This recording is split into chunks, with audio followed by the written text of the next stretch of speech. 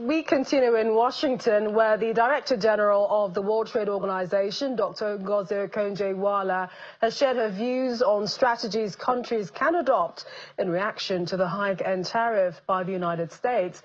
The WTO DG, who spoke with reporters at the ongoing World Bank IMF spring meetings in Washington, D.C., explained that while the hike does not directly affect members of the African continent, the action by the U.S. calls for measures from Nigeria and Africa. She advised the continent to improve intra-African trade, especially through value addition. On sub-Saharan Africa, the trade of the continent is very limited with the United States. So the continent as a whole is not that impacted. We've done the analysis. So Africa's exports, 6.5% of Africa's exports only go to the U.S. and 4.4% of its imports come from the U.S. Okay, so the impact for the continent as a whole is not that bad. However, it's both good news and bad news. Good news is that it's limited. Bad news is, well, we're not trading that much, which is not a good thing.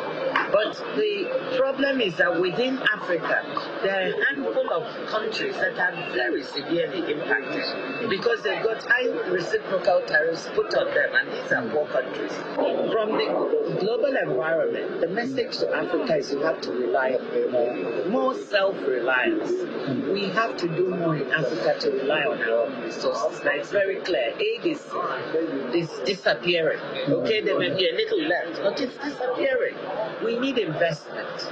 So when you need investment, you have to do so much more in terms of mobilizing domestic resources to put infrastructure in place, removing bureaucratic barriers so investment can come in. And this is what we need to do, and we need to trade more.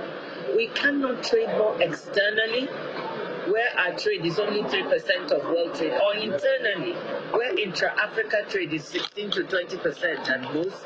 If we don't add value to our products, we keep exporting the same things.